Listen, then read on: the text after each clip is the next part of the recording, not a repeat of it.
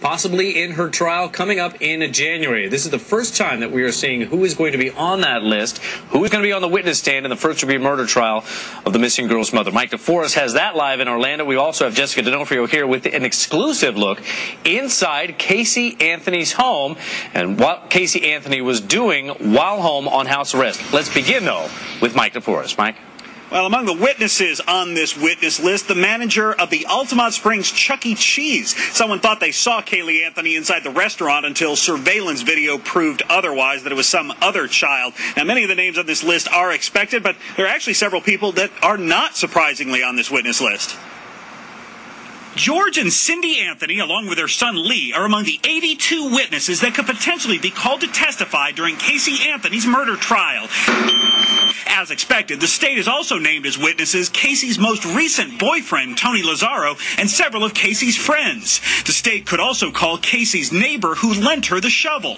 Also on the list, the manager of the Amscot where Casey abandoned her car, as well as employees of the impound lot who towed Casey's foul-smelling vehicle. Zenaida Gonzalez has been named as a potential witness. So have employees of the Sawgrass Apartments, where Casey claims she left her daughter with a babysitter named Zenaida. The state could potentially call to the stand employees of Universal Studios to show Casey lied about her employment there.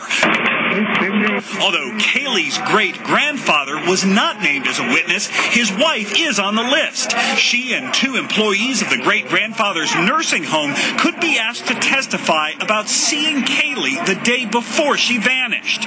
Although numerous Orange County Sheriff's investigators are on the witness list, noticeably absent is anyone from the University of Tennessee Body Farm, the Oak Ridge National Laboratory, or the FBI, all of whom analyzed key evidence from Casey's car and concluded that a dead body, possibly Caylee's, had been in the trunk.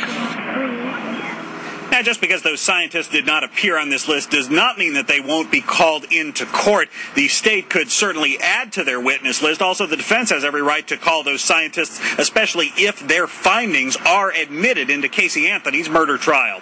Reporting in Orange County, Mike DeForest, Local 6. Mike, before we let you go, we understand this afternoon Casey's attorney filed several new motions, in fact.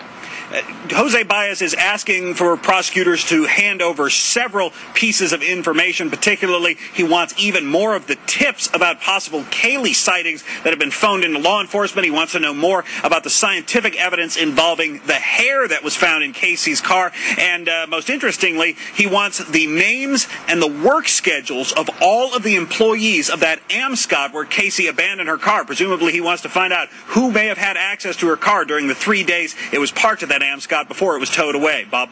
Interesting to see both sides setting up their pieces before the trial. All right, Mike, thanks.